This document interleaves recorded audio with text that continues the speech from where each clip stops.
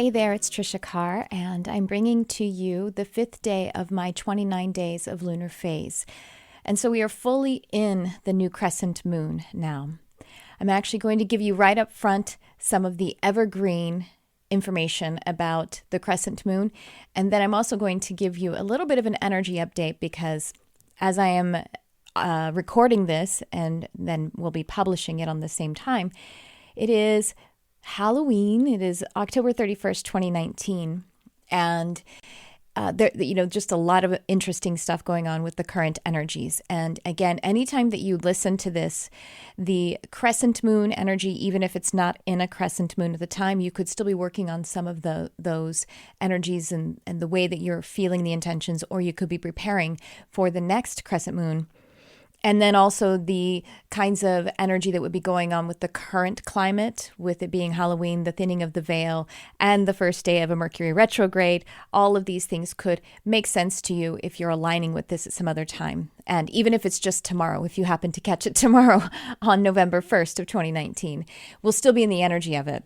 So let me start with the crescent moon. And this is, like I say, we're in day 5 of this lunar cycle, having gone through 3.5 to 4 days of the fourth day being kind of overlapping energy of the new moon and the crescent. Yesterday, the video that I did yesterday gave you a full overview of how to use the lunar cycle and what each of these different phases, the kinds of energies that are offered and how you can connect with them. So go ahead and catch up with that one at some point, because I think you'll really appreciate how to use that. And check in the description of that video from the previous published video, and or if you're listening on the podcast, and check in the description of this one and that other one, because I will be posting a downloadable PDF or a blog that will give you the outline of all of these different lunar phases. So the crescent moon, as we have moved from the dark moon, where the moon is not visible because she is fully facing the sun. So her illumined side is facing the sun because she is in the direct path of the sun as it concerns the sun, the moon, and then the earth here. And that is the energy that we were experiencing, going deep within, connecting with source to be able to find the beginning of the intentions and start to form the intentions.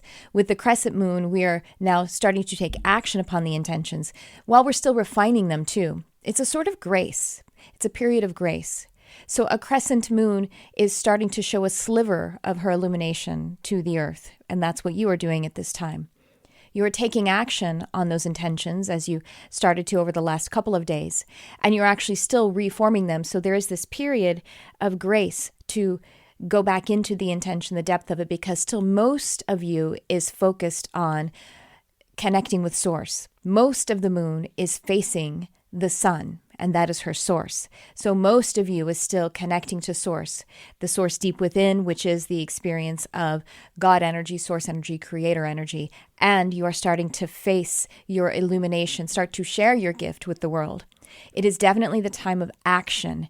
It is the time of momentum, but the momentum may not feel really quick. It's almost like a self-starter kind of energy. So if you've started to take action so far, today may be the time where you're like really got to go, okay, I have the habit. I've had about 3 or 4 days maybe of the habit, at least 2 days of the new habit, of the new actions, the new awareness of these intentions.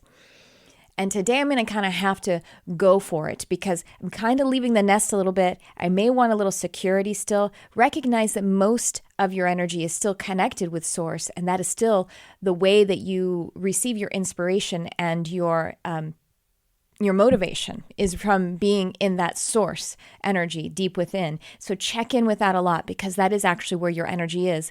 And then give yourself pace. Give yourself the almost like a to-do list, even if it's 3 things, to make sure that you're taking action on the things that are the highlights of the things that are connected to your intention, the things that would be that resonate with you the most. But do them, because even if they resonate with you the most, you may be feeling a little bit like rusty about getting to them. It's like having a new friend. You might be excited about it, but you don't have the habit of visiting them yet, because they're new. And you have to make room in your schedule and sort of just kind of get into that excitement energy so that you could start to shine it out into the world.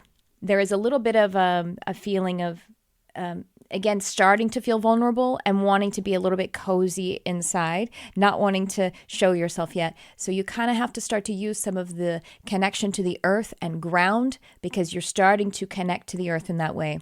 So grounding the intentions is really a mantra for right now, being in touch with that.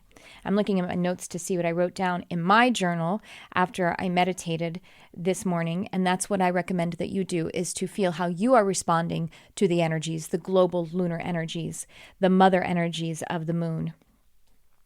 So yes, I said the beginning of momentum, moving with full support, because you're mostly connected with Source still, and revealing yourself to the world. So now is the time to keep up the work. This is the time to be methodical. So be methodical a little bit. Like I said, if there are 3 tasks, if there are 5, if you feel really motivated, that could be your personal lunar cycle responding to the mother lunar cycle. But be a bit methodical and be sure to execute the tasks and the actions. So be methodical as intentions still feel a bit like new friends. So that is your crescent moon energy, you guys. Go and do some things with it.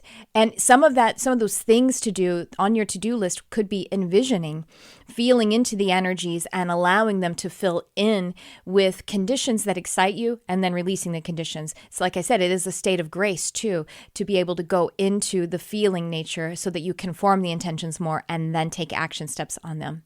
The action steps will count, but at the same time, they are also a part of the trial and error process, because if you take an action step and it didn't quite work, well, that's when grace comes in, and then you can make a different choice for an action step. So it could be a sifting and sorting period. And so finally, the energy update, the current energies. It is Halloween or Samhain or All Hallows Eve. Those are many different demarcations, holidays that are held around this particular date. And it's no coincidence that October 31st, it's the harvest moon is the full moon that's closest to the fall equinox. And this year in 2019, it actually happened in about mid-September. But when we get past that harvest moon we get to the fall equinox, we start to shift to there being more dark time than light time in our 24-hour cycle. And so we're shifting the experience of our connection to Source or connection to Sun. And we're actually moving into a state of grace. I didn't realize this until just now. They're just telling me this is why they talk to me about grace. Shifting as we are in the seasons, we're moving into a state of grace. Now, of course, I'm talking about the Northern Hemisphere. Sorry to be so egotistical. If you're in the Southern Hemisphere, you're doing the opposite, but it is still a shifting and a transitioning, and you can use this information for when you go from summer to fall to winter. And in this October 31st, 2019, the veil is thin, and that's just true. The energies are shifting.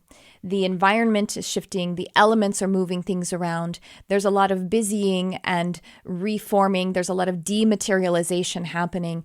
And the veil is thin between the human's facility to recognize the non-physical. And that's why we do the little things that we do that maybe are spooky.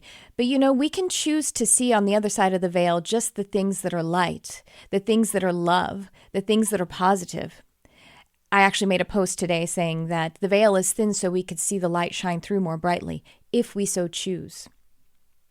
And so I offer that to you in this season, even though, October 31st is one day, there is several weeks of this kind of transitional energy and of the veil being thinner. Do your meditation, do your inner communion, do your prayer. Do all of these things so that you can utilize that energy to be deeper in touch with the universe, with spirit, with your piece of the one energy that creates all of the worlds, all of the stars. And we also have Mercury retrograde starting today on October 31st. How crazy is that? And in fitting timing, I had trouble getting my camera to turn on before this. So I was just patient. I took some breaths. I unplugged and replugged everything. And What was great about that is that I'm actually doing a live broadcast tomorrow. So I did a little run through and got to spend a little time and making sure the connections worked. And that's what that retrograde, that communication experience is about. Mercury retrograde isn't a bad thing. If you can travel, you can start new projects. It's just asking, it's allowing you to take more time with it and allowing yourself to do any catch up, any healing. At the beginning of this year, there was a Mercury retrograde and my computer completely crashed on me, died, motherboard fried. And it happened when I was starting a new program, and it was a stressful moment. But you know what? I had been neglecting for myself to replace that machine. I had been staying in a kind of lack consciousness, thinking that I didn't deserve or I shouldn't or it wasn't the right time. And so the energies supported my computer being taken away from me so that I could upgrade. And so those are the kinds of opportunities that there are. Just take a little more time. Take another breath before you act, or before you move, or before you execute something new, which I think is a great alignment for this crescent moon energy that we're talking about. And so that is the 5th day of 29 days of lunar phase. I will see you tomorrow, and we'll continue with this crescent moon energy. Thank you for joining me in this mini episode of Charmed Life. I want to remind you that as this is going out, that I have a new program that I'm starting. Check in the description and hang out afterward. You'll be able to hear a little ad. I also have my Mystic Arts Academy, which is ongoing. And this is where I at least twice monthly, am offering live classes online. We meet on Zoom. And if you're in Los Angeles, sometimes they're in person. And it's a way for us to engage more deeply. In those classes, I tend to do channeling and bring through really impactful, intense, some of the sort of almost experimental energies that are coming through at the time. So go check all of that out on my website. And thank you so much for joining me. This has just been so amazing. Work with the lunar energies. I promise you it is really powerful. And I will see you next time. Thanks for tuning in. I love you, whoever you are.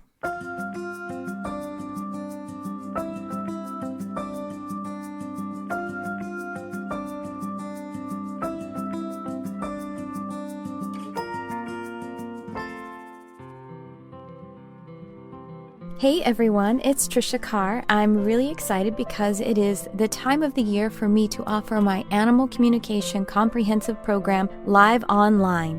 Whether you are interested in the profession or if you would like to connect more deeply with your own animal family members, having an understanding of this form of telepathy will enhance your life and all of your other intuitive gifts. About once per year, I offer this program live, and that time is now.